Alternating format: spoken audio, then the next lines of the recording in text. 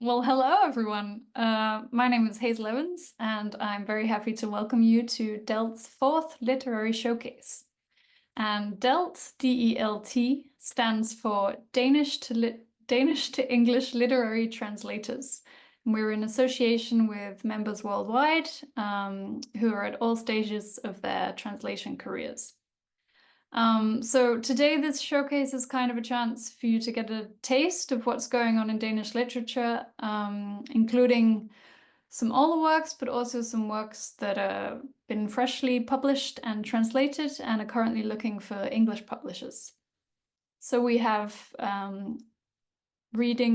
people reading from 5 different translations today, and also from one debut novel by one of DELT's members, about a Danish to English translator. And the way it'll work is that I'll introduce each reader and a bit about them, and then they'll introduce what they're reading from and read from the English translation. And if you're watching and you have any questions or things you think would be interesting to discuss, then just write them in the chat and we'll look at them when we've all done reading. So our first reader is Sherilyn Hellberg, and Sherry is a writer and a literary translator based in Copenhagen. Her translations have appeared in The New Yorker and the Paris Review, and her translation of Jonas Eike's After the Sun was longlisted for the International Booker Prize in 2022. And she holds a PhD in comparative literature from the University of California and a BA in the same from Columbia University. So yeah, Sherry, what will you be reading from today? Thanks, Hazel. Yes, I'm reading from a novel, which the working title of the translation is Girls of Dust, which was actually the sort of secondary title of the book itself, like with the jacket off, done here in the original Danish. The original Danish title is much longer. It's Hver gang du trækker vejret indånd, og du står ud fra vores knogler. Yes, this is a wonderful book. The prose is just completely beautiful. It takes place in Western Jutland in the 1950s and follows 2 women named Valborg and Johanna over the course of one day in December in 1952. And yeah, I wanted to translate this because I thought just the prose is really incredible, the way that it kind of captures the atmosphere of 1950s, Denmark with an almost kind of pop cultural gaze. Yeah, it's really interesting. And what I'm reading is just a little bit from the prologue, right from the beginning of the book. Valborg's mouth is open. A little saliva drips from the corner of her mouth onto the pillow. A child is curled in her armpit, newborn and dark-haired, rapid breath flickering under the curve of his ribcage. Next to them, a 1-year-old is sleeping in a crib. The morning light is tame and grainy in the cramped basement apartment, and a cockroach runs across the floor, a muffled sound that contains a louder one. The oldest child stirs, a chubby arm caught between the rails of the crib. Valborg wakes up and takes in the room, moving from rest to alarm in a split second. She frees the child's arm and strokes the bridge of his nose to guide him back to sleep. But his glass blue eyes are already open, scanning the basement. There's nothing to do. Valborg has to get up, make something of the time before the baby wakes too. She lifts herself onto her elbows, disentangling herself from the infant and out of bed. The cold of the hard tile slaps against the soles of her feet. She pours water from the kettle into a bowl and splashes her face, gasps.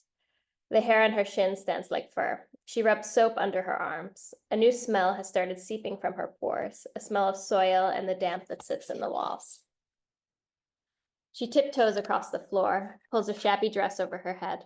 As she steps into her shoes, she bumps into the chamber pot. The enamel scrapes hoarsely against the wall.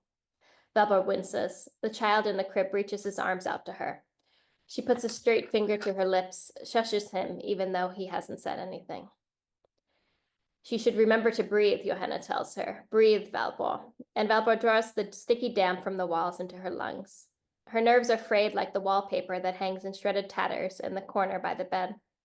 The smell of urine from the chamber pot, the children's diapers, is a little lurch in the room, a glint of vinegar and over-fermented beer. She leans against the wall, lets the dizziness rush through her body, the blood that won't wake. The infant fusses in bed, thumps the heavy head he can barely hold up into the mattress. He's looking for a breast in the fabric, which smells like the milk he spit up. Valborg is overwhelmed by tenderness and dread. The child is lost, and she's the only one who can save him. She's too powerful. The thumps against the mattress become more and more desperate. The child begins to whine. Valborg stiffens. In the corner behind the wood-burning stove, a cockroach listens with its long antenna. It registers every movement in the basement, reporting back to the other cockroaches that keep to the cavity behind the wall. The crying escalates, a sudden rise from whine to wail. And the crying is a signal to the roaches that are swarming now, hundreds of them, red-brown bodies hard beneath their downy shields. They smack their antennae, rub their bottoms together, and scuttle across the floor. All around her, the cry is rushing towards her, penetrating her skin, which is so full of cracks. The roaches are overtaking her, not just the basement, but Valborg herself. They've discovered her weakness, that she's too open, doesn't possess their shields. Valborg feels unreal, sways like a thin stalk in the room. What if she didn't survive the birth? What if she's dreaming from death right now? Something cold and creeping lands on the back of her hand. She shakes it off, lets out a shriek, and returns to herself. Thank you. That was great. I'm just curious, is it sort of half magic realism, or how does it develop from there in terms of all this crazy stuff that's happening to her? Or is it a mental? I think it's more of a like mental image that we're inside her mind with the roaches and this sort of like almost dissociative moment that she has in the stress of needing to take care of these two children in the very damp basement, damp and cold basement, is how I understand it. But the prose is creates this sort of glittering effect almost, I think throughout the whole book, where there's a little sense of something else to it. Does it have an English publisher? No, not yet. Yes, so we're looking for one. Great, good to know. And I think I've just seen the Q&A should be open for anyone who wants to write a question in there. Yes. Anyway, I think we'll move on to our next reader, so we keep the time. Next up, we have Paul Russell Garrett, and Paul translates from both Danish and Norwegian, and he's specialized a lot in theatre translation. He's translated more than a dozen plays, and he also heads the mentoring program for aspiring theatre translators with Foreign Affairs in London. But he has translated a lot of books as well. His translated books include Michael Strung's punk poetry collection, Speed of Life, and Lars Mudding's The 16 Trees of the Somme. Paul is also very active in this sort of, I don't want to call it admin side of translator, but the more organizational side of translator. He is the chair of our association, DELT, and he also serves on the committee of the UK's Translator Association as part of the Society of Authors. What will you be reading for us, Paul? Thanks, Hazel. Hello, everyone. I'm going to be reading from a translation of a short story in this book, the Daedalus Book of Faroese Literature. And this is actually a co-translation. There were two other translators involved in this project, and I was brought in to translate the Danish texts. So there are two Danish texts in this book. This anthology has a wide-ranging selection of fiction from the end of the 19th century until present day by some of the Faroe Islands' most important classic and contemporary authors. In case anyone doesn't know, the Faroe Islands are an autonomous region of Denmark consisting of 18 small islands with a population of 54,000, situated in the Atlantic Ocean, midway between Scotland and Iceland. The Faroe Islands have produced quite an extensive literature in two languages, in both Faroese and in Danish, including two of Scandinavia's greatest authors of the 20th century, Jørgen Frans Jacobsen and William Heinesen, who I will be reading from today. William Heinesen was a writer, a poet, a composer, and a painter And in fact, this image on the cover of the book is actually made by William Heinesen, so it was well chosen here. He was born and raised before the Faroese language was taught in schools, so he wrote mainly in Danish, as that was the language he felt most creatively free to use. But at one point, he was rumored to be in the running for Nobel Prize, but made it very clear that he would not accept that prize because he believed he was an activist for Faroese culture and language and believed the award should go to someone writing in Faroese, not in the Danish language.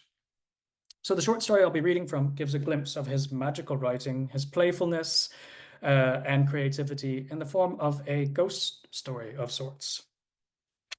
I'll just be reading from a book here. Don Juan of the Cod Liver Oil Factory by William Heinesen.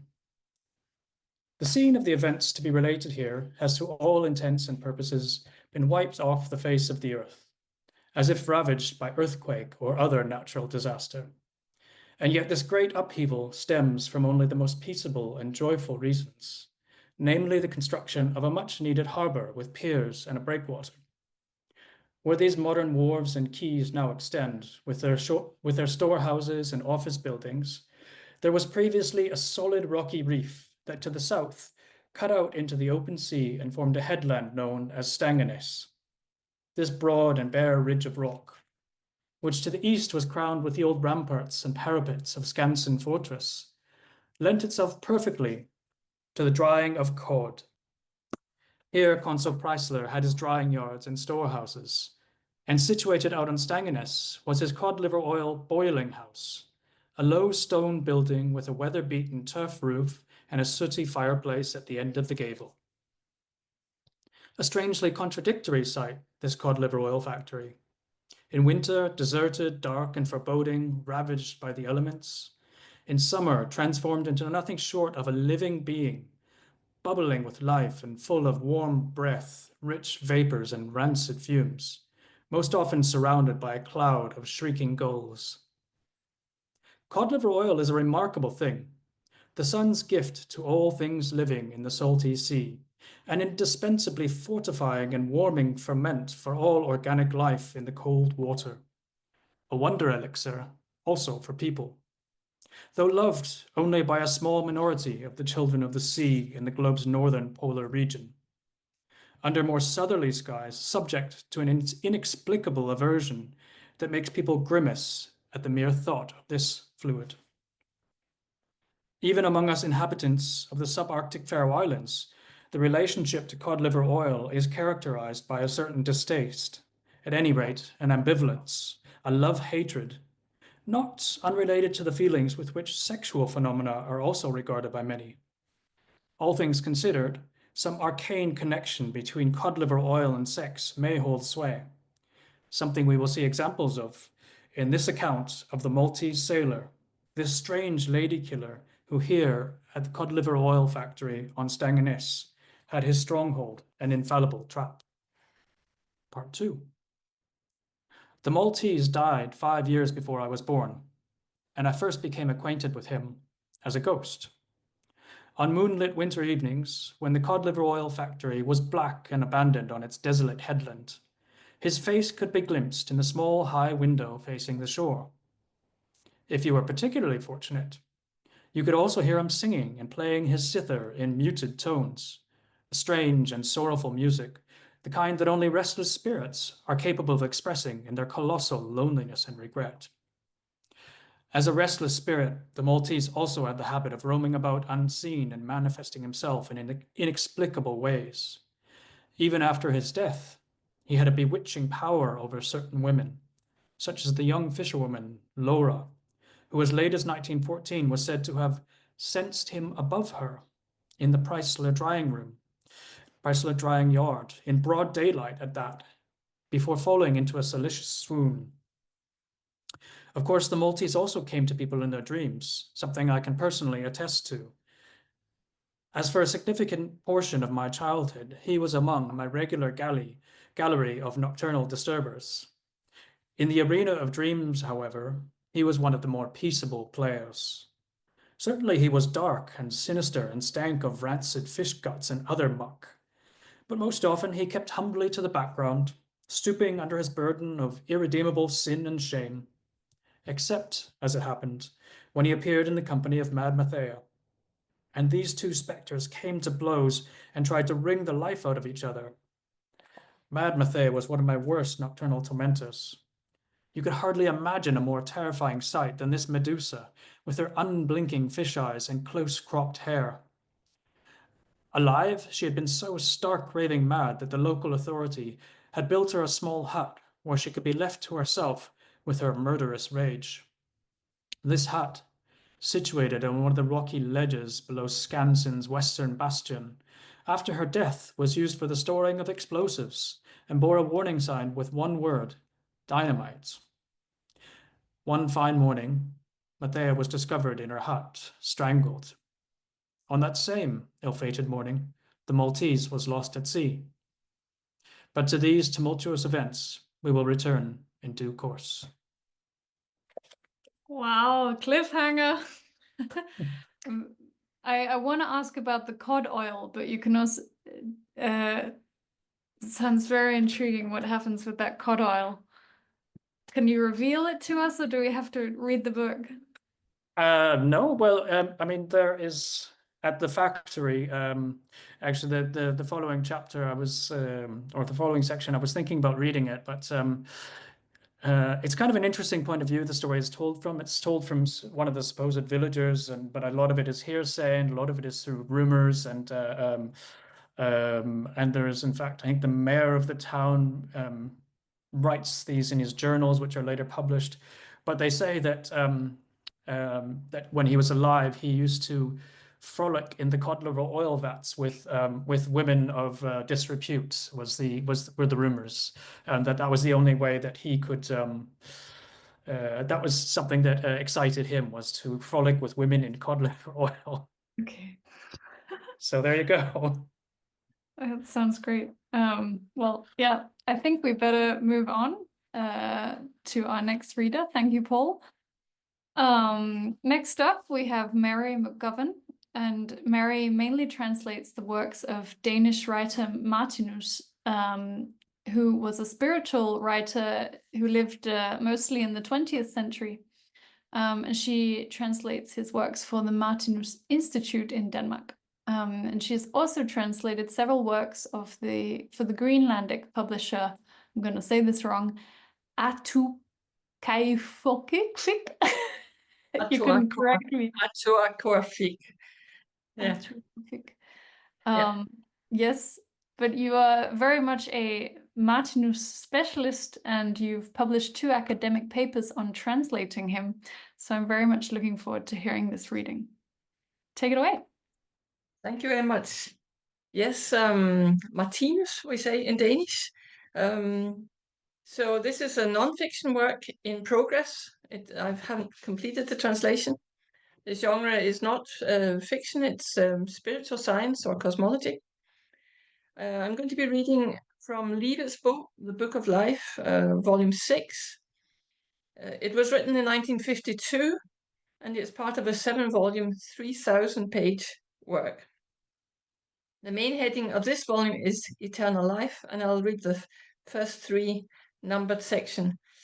I'm working on completing the whole work, but for me, volume 6 is like the dramatic culmination of this enormous work, in which he shows how the individual human being, through evolution, comes to experience the solution of the mystery of life as a personal experience, and experiences the spiritual laws and principles behind physical reality for himself without the need of a guru or a teacher or a religion or anything. So yeah, for me, there are about 100 pages, 2/3 of the way through the book, where he describes this.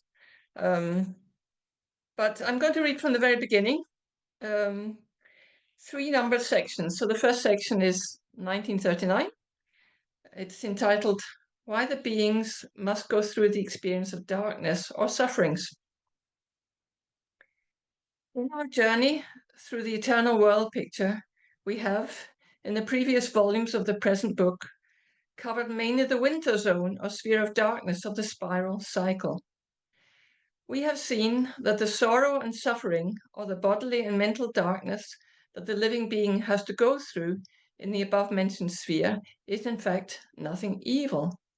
It is not a diabolical whim contrived by a satanic being.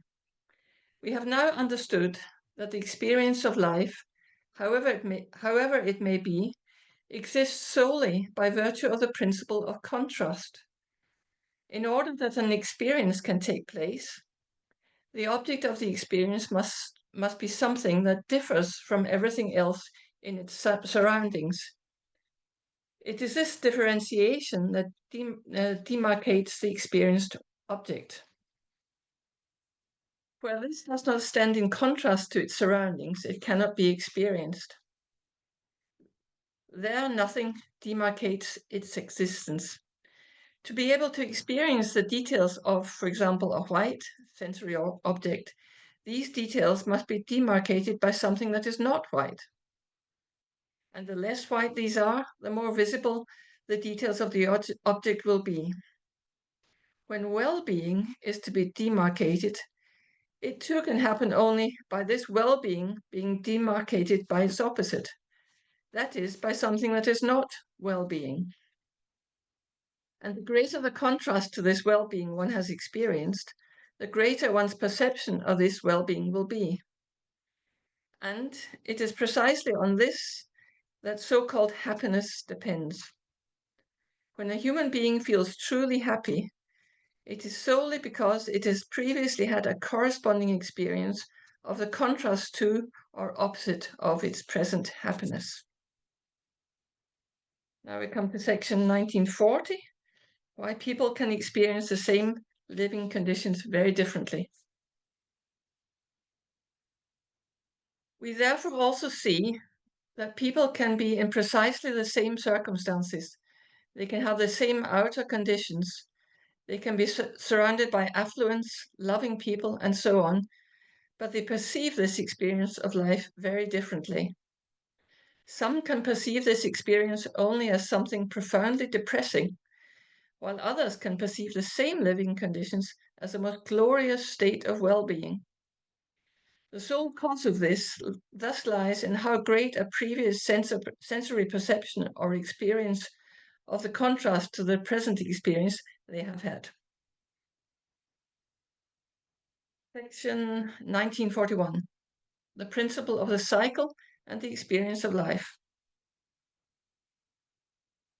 Since we can perceive light only through our knowledge of darkness, and we can perceive darkness only through our knowledge of light, it cannot be asserted strongly enough that it is a great blessing that the world picture's structure of life is actually the principle of the cycle, through which all the contrasts of the experience of life are arranged in such a way that the living beings can have constant access to the experience of the opposites or the contrasting states that are essential to every experience of life and upon which the experience is based.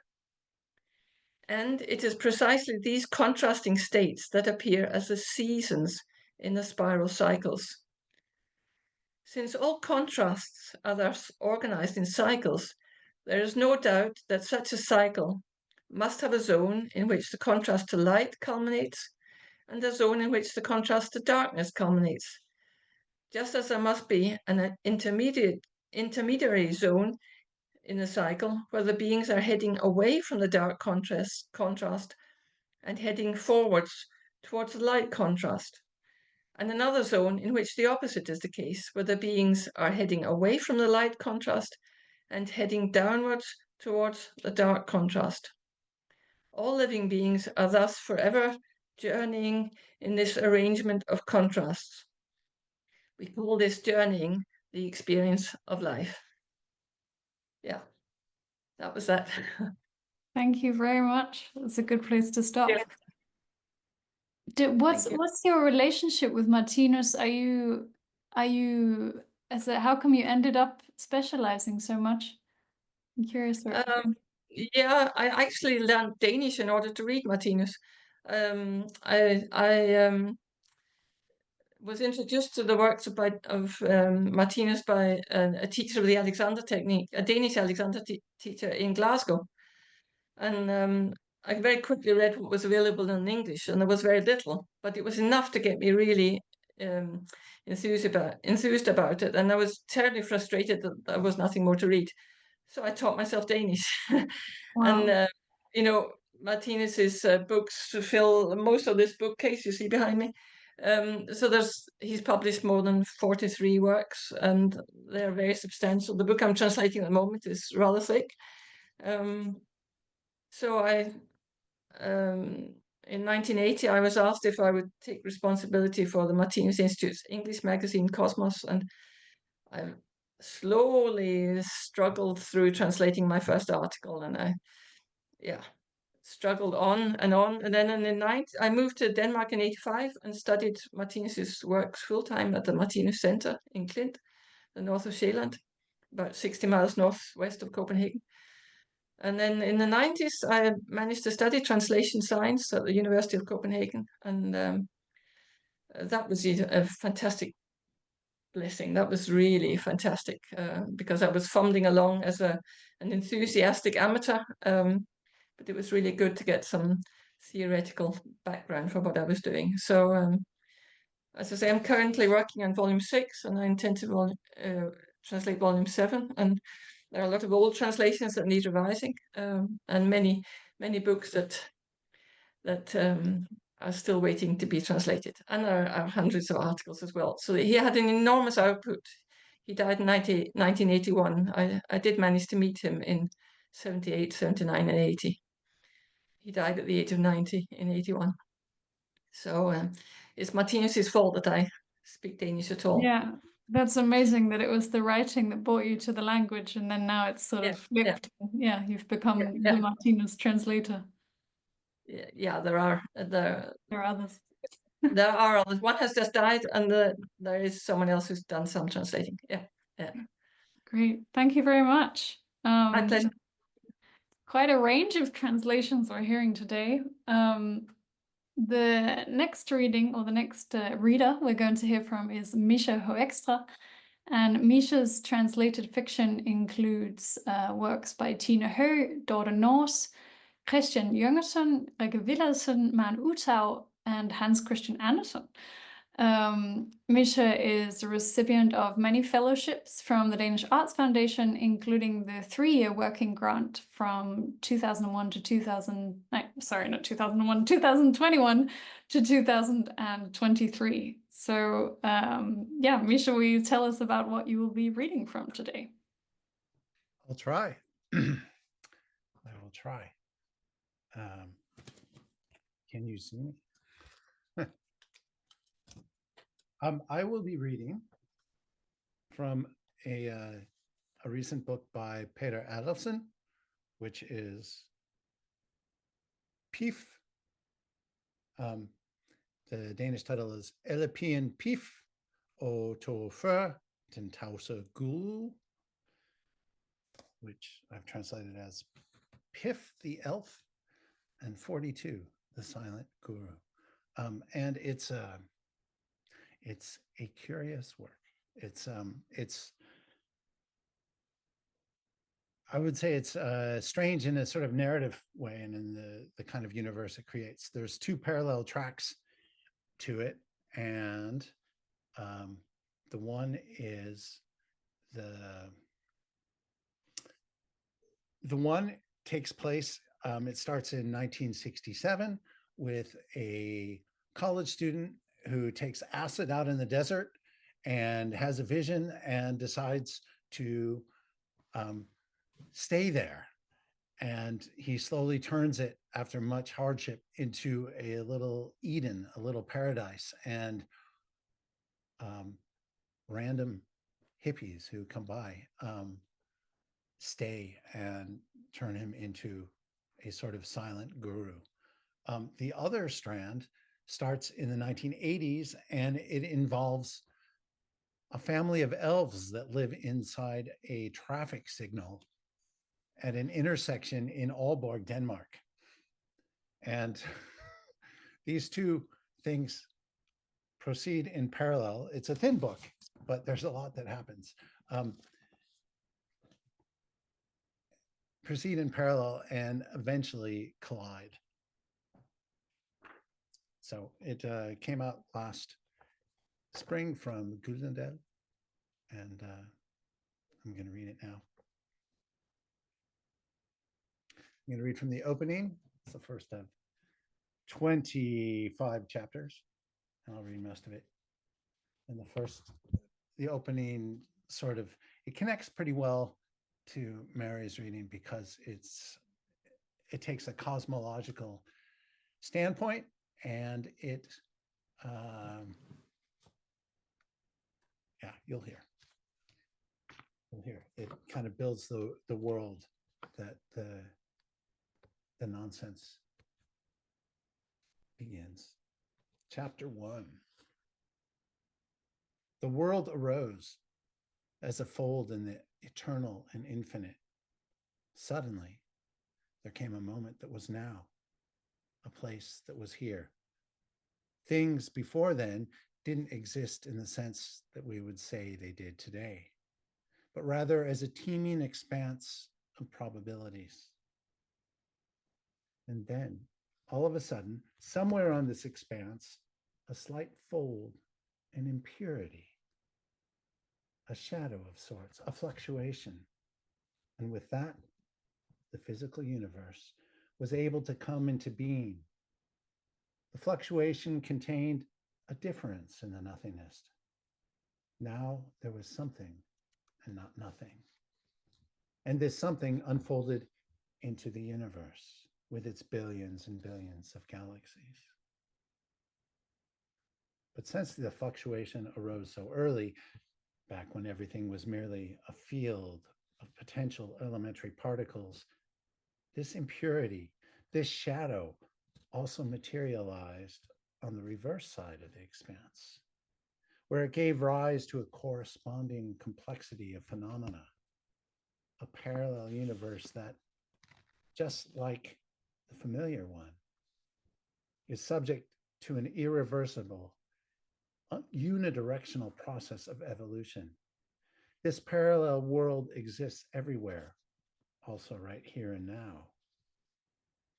But it is normally invisible to us, the inhabitants of the physical world. We have a number of names for this other world: the astral plane, the spirit world, the Swedenborgian space, and other ones as well. It is populated by elves, pixies, dwarves, nixes, trolls, fairies, and the like, or collectively, spirits. They have tended to dwell in our surroundings, traditionally in the natural world, bogs and streams, burial mounds and old trees. But in recent times, they've increasingly taken up residence in the artifacts of modern society: water and heating pipes, electrical installations, combustion engines and other machines, sewer systems, and the condenser coils on the backside of refrigerators. As bogs were drained, rivers straightened, forests felled, and land came under the plow, the spirits were forced out of their traditional habitats.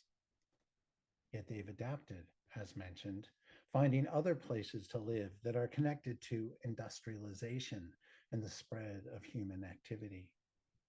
Their evolution has proceeded apace with that of the systems they live in. And over time, large populations of astral fauna have undergone changes. Elves and fairies have taken up residence in electrical and plumbing networks, evolving into electricity and waterborne creatures, the two media being to some extent interchangeable. The dwarves inhabit the engines of automobiles and other types of machines that run on fossil fuels, and they're classified as oil dwarves, natural gas dwarves, and petroleum dwarves. The trolls usually live in connection with sites of industrialized food production, in silage, manure, feedstuffs, etc. The nixes are partial to welding devices, and angle grinders. And the pixies are chiefly to be found in sewage systems, congregating in places like siphon traps and cisterns. Yet there are also milk pixies who hole up in milking machines, tank trucks, and dairies. As a rule, such spirits manifest in these environments in their microscopic form, but they can become macroscopic and enter the human world via the full moon's light, which acts as a portal between the astral plane and the physical universe. The moon does not, of course, emit its own light, but is instead incessantly quoting the sun.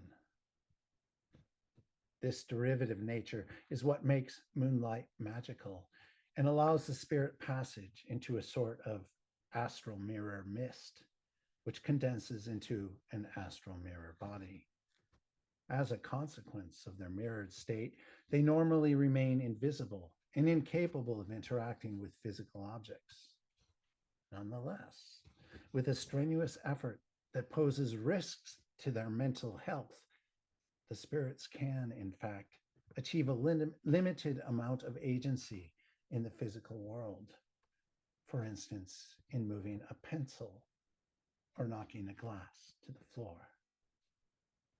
The pixies are especially prone to such shenanigans, though the other spirits maintain that the pixies were always somewhat deranged to begin with. There are a few distinct situations.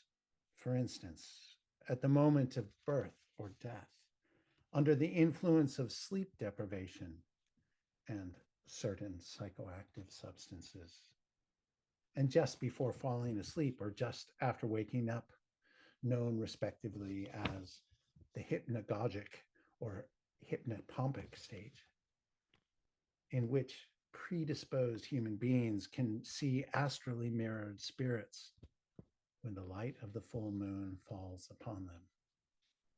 On these occasions, the appearance of the spirits corresponds pretty much to their images in popular folk tales. The pixies look like small, chubby people with pointy hats. The elves wear shiny robes to hide their hollow, rotting backs. The trolls are coarse brutes, and so on.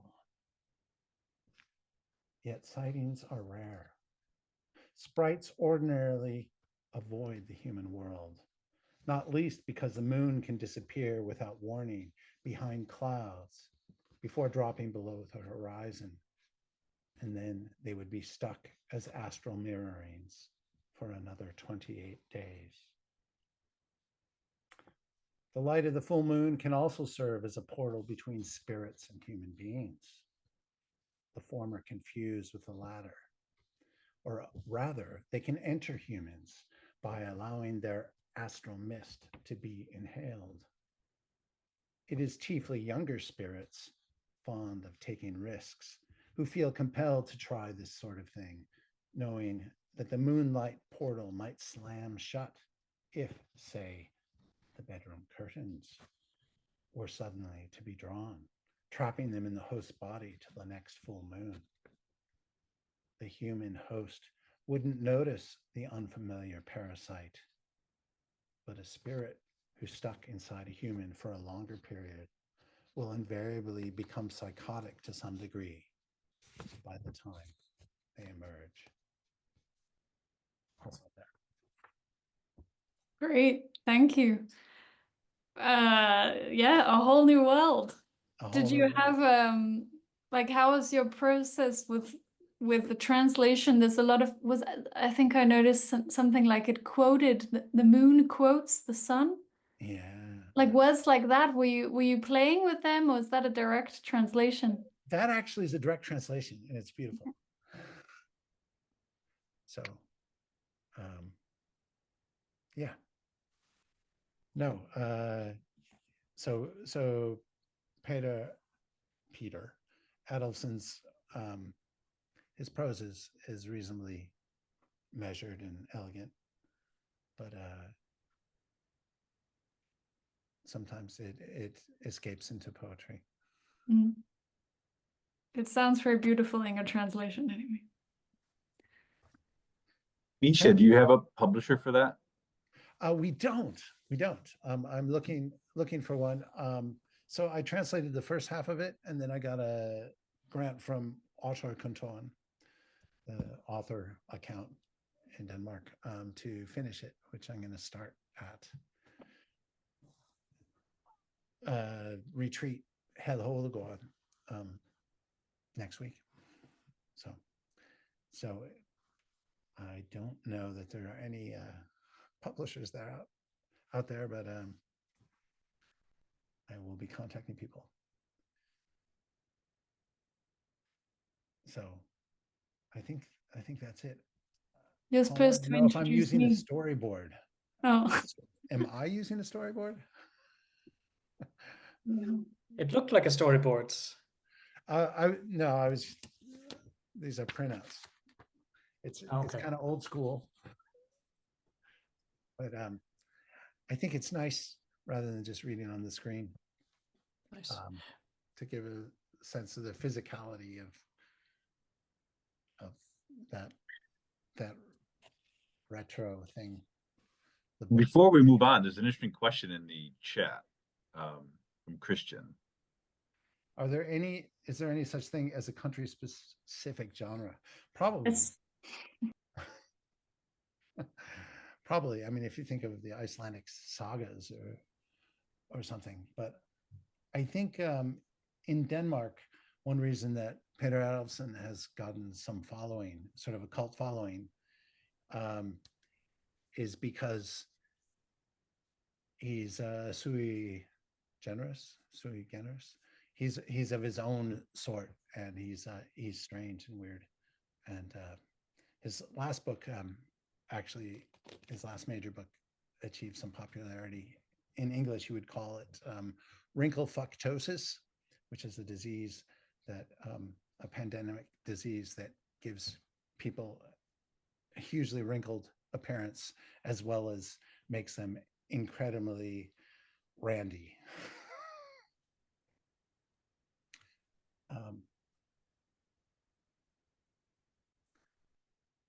And Christian has another follow-up question, which maybe we'll leave for afterwards. Thank you. Great. I'm going to introduce Hazel, who is briefly disappeared here.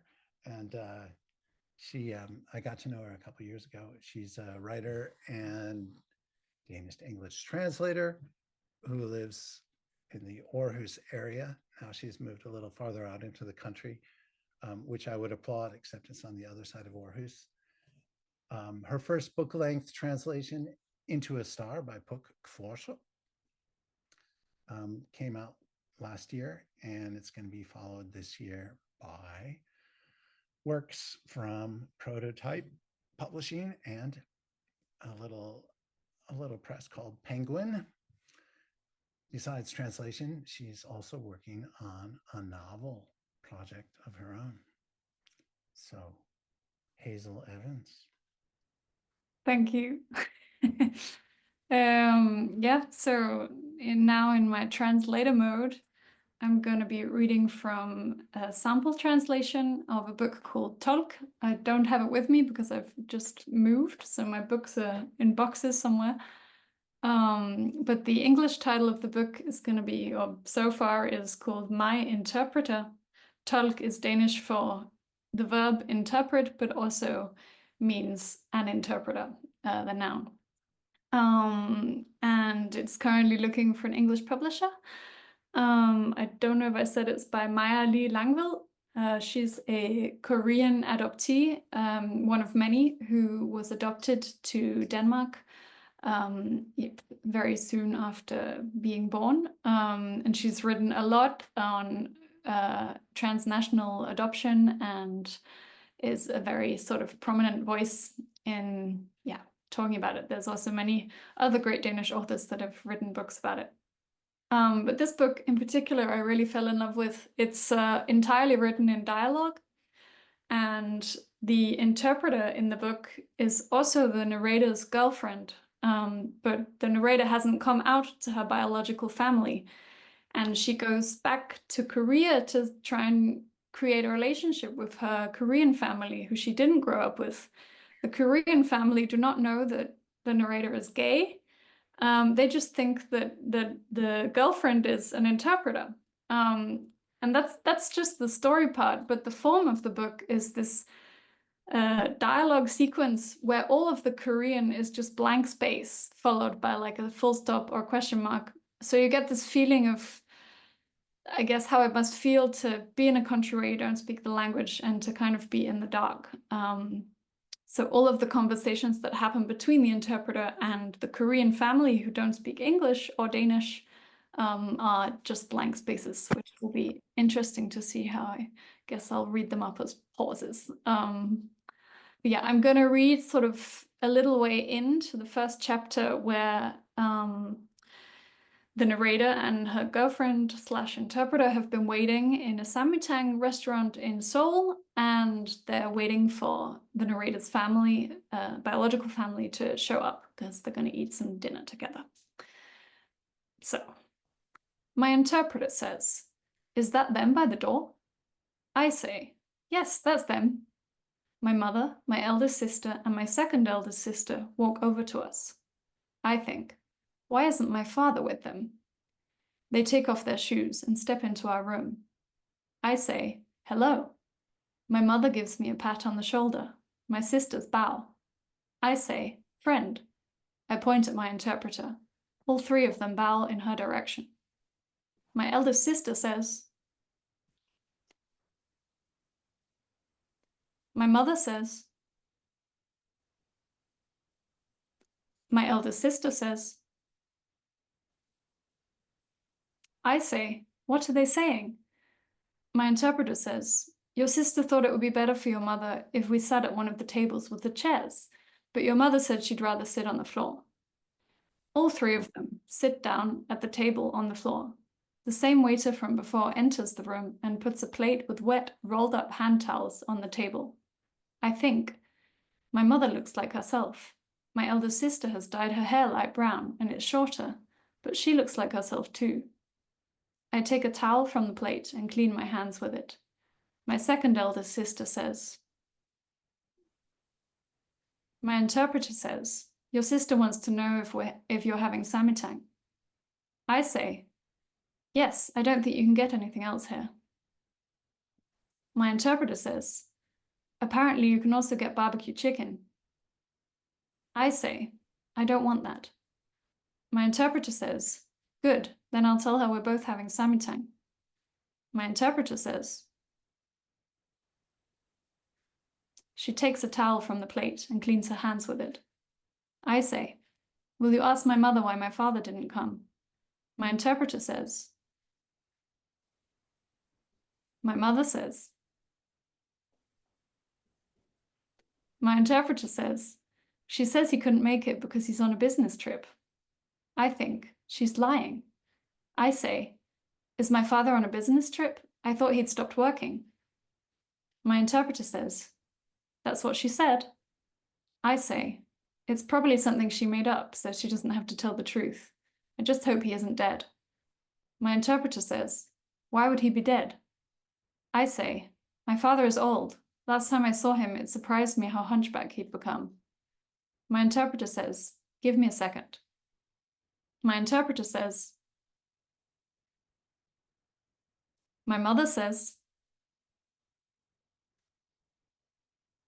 my interpreter says, "I asked her more about the trip. Your father is visiting relatives." I say, "That makes more sense." My interpreter says, "She used a word you normally use for business trips, but maybe it's because he's doing business with his relatives." I say, "Will you ask her if I'll get to see him while I'm here?" My interpreter says, my mother says, my interpreter says, "She says he'll come next time you meet." A waiter puts 4 small cups of insamyu in the middle of the table and a stone bowl of samgyetang in front of my mother, my second eldest sister, my interpreter, and me. I say, "Isn't she eating?" I look at my eldest sister. My interpreter says, My eldest sister says. My interpreter says, your sister says she doesn't like samitang. I say, if I'd known that, I would have suggested another restaurant. My interpreter says. My eldest sister says. My interpreter says, she says it doesn't matter. She's not hungry. I taste the soup. It burns my tongue. My eldest sister says. My interpreter looks at her and smiles. I say, what did she ask? My interpreter says, I'll tell you later. I think, why can't she just tell me now? I say, will you tell my sister that her new hair suits her? My interpreter says. My eldest sister says. My interpreter says, your sister says she got it cut and dyed last summer. She says you look like yourself, apart from your hair. It's shorter than last time. I say, doesn't she think I've changed at all after all these years? My interpreter says. My eldest sister says. My interpreter says, no, not really. She says you still don't wear makeup. I think I had like a little more, but I'm going to stop there because we've got to fit in one more reading. Yeah, that was My Interpreter by Maja Langvad. And I guess I'll introduce our final reader, which is a bit of a different reader. But we have many of us that are translators are also writers, and there are many writers that are translators. And one of them is K.E. Semmel, or Kyle, as we call him. And Kyle's fiction and non-fiction have appeared in LitHub, The Millions, HuffPost, Electric Literature, The Writer's Chronicle, Washington Post, and many other places. And he has translated authors including Naja Marie Eid, Karin Fossen, Simon Frohlen, and Jussi Adolphsen. He's also a former literary translation fellow from the National Endowment for Arts in the US. And today he'll be reading from his debut novel. Will you tell us a bit about it and read away? I will, and thank you, Hazel. I really loved your reading. I just want to say that. Yeah, so this book is it's the Book of LOSMAN. It's about a literary translator in Copenhagen who gets involved in a dubious drug trial in order to find a cure for his Tourette syndrome. And in doing this, the trial basically is he takes a little pill, and the little pill restores his childhood memories. The scientists in the study believe that it's through trauma, childhood trauma, conditions such as Tourette's may have manifested. The story actually has a translation genesis. This book here by Simon Frohlen was my first translation, and it was about 20 years ago. And there's a story in that book called Kramer. And in Kramer, there's a character who essentially an older man who gets drunk, and he's sitting on his stairwell in his in the apartment building they live, and the young woman who lives below him helps him up and gets him back to his apartment. But in the story, this man Kramer ends up dying. And I've always been fascinated by this story. It's only about 4 pages long. And I've always really enjoyed reading Simon's work, and I've translated 3 of his books. And as a translator, as you all know, you get really absorbed by the work you're translating. And in Mary's case, she's been translating Martinus for 45 years, or at least deeply involved in his work for 45 years, which I think is an amazing thing. And so you just get really absorbed by the work. And so ultimately what I did here was I took that story from Kramer, and I basically inserted a literary translator in the story as a kind of a metafiction. And I basically built a novel around this instance from the story Kramer. So I will start. I'm going to read the first chapter. It's about 2 pages. I'm going to read from the first chapter, the first pages of the book. When he moved to Copenhagen with his Danish girlfriend, Kat, 15 years ago, LOSMAN imagined his life like a folder's guidebook, rich with possibility and adventure. But it didn't turn out that way, because no life ever did. And now that Kat had left him, he lived alone, except on the weekends his son, Axel, visited. LOSMAN was a literary translator. On an average day, he woke up, made coffee, and got to work filling Word documents with letters. 10 pages a day, that was his goal. On this particular day, he would discover a dead man, punch a swan to save a little girl, and find an experimental memory study that would alter his life and possibly his brain chemistry forever. Not an average day at all. But at this moment, all that was in the near future. Now, in the present, he sat at his desk, gaping at his fuzzy computer screen, having made it through 6 tedious pages of translation, when he was startled by a knock at his door. It was a soft, hesitant rap, as if whoever was knocking was sorry to interrupt. LOSMAN wasn't quite sure what he'd heard was real or imagined, but it left him momentarily breathless with anticipation. A visitor? Did he have a visitor? He cocked his ear to listen, and he heard it again, louder, definitely a knock. "Et ogenblik," he said, standing abruptly. He rummaged the floor for his pants and slid them on as he stumbled across the room. When he opened the door, he found his upstairs neighbor, Sherilyn Jensen, standing on the landing, dressed in a green gabardine coat and cloche hat. "Yes," he said. "Herr Kramer fell," Sherilyn said, pointing a slender finger up the stairwell. 2 flights above lived a crotchety old man named Kramer, an overweight, alcoholic former postman LOSMAN didn't care for.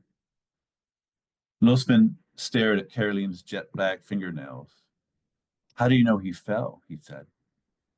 "I heard a loud thud last night when I was making coffee." "Last night?" LOSMAN said. "Can you help?" Sherilyn said. He glanced at his laptop behind him. He still had 4 pages to translate, and he didn't like to step away from his day's work prematurely. The anxiety it caused him would swell like a tumor and increase his tics. But he knew that he couldn't say no, not to Sherilyn Jensen. He followed her up the stairs like an obedient puppy, nervous and anxious, his Tourette besting him like the lord and master it was. He squelched an urge to jerk his head and blow out a noisy puff of air. When they reached Kramer's door, she raised her hand and knocked. "Herr Kramer," she said, "Herr Kramer, won't you open up?" There was no answer. "I assume you don't have a key," LOSMAN said. She shook her head. "Maybe he's not home." "He's home." Sherilyn nodded at the long rectangular mail slot that was a staple in old apartment buildings like this. "See for yourself." LOSMAN squatted. He took a deep breath, pushed his index finger through the slot, and lifted the lid. A decadent odor, pungent of cigarettes and feces, stung his eyes and mouth. He flinched, pulling his hand away from the slot and gasping for air. "Did you see him?" "Not yet," LOSMAN coughed. After covering his mouth and nose with his left bicep, he lifted the lid one more time. Holding his breath, he now saw a mountain of letters and magazines and newspapers piled on the floor. LOSMAN scanned the room. What he was looking at was an apartment that was the perfect replica of his own, only in reverse. There was a recliner, a sofa, and a coffee table. At the far end, straight ahead, a wall yellowed by cigarette smoke divided the living room from the galley kitchen behind it. And there LOSMAN saw a pair of unmoving legs sprawled out on the floor in the hallway, surrounded by broken glass. The other half of Kramer's body was lying on the kitchen linoleum, out of sight. LOSMAN got to his feet. "You better call somebody," he said to Sherilyn, wanting desperately to shake his head or clear his throat or blink or snort. "I think Kramer is dead." And I'll stop there. Thank you for the reading today. Amazing, thank you, Kyle. Our host has had to leave us. We've been dealing with some technical issues today, so we kept her much longer than we promised to. I wanted to thanks, Carl, for the wonderful reading, and thanks to Hazel for hosting our session here. We just want to thank the Danish Arts Foundation for supporting our reading tonight, and thank you to DELT, the Association of Danish-English Literary Translators, for putting this on. Please check out our website, danishenglish.org, and find out more about what we do, and get in touch if you'd like to know more. Thanks, everyone.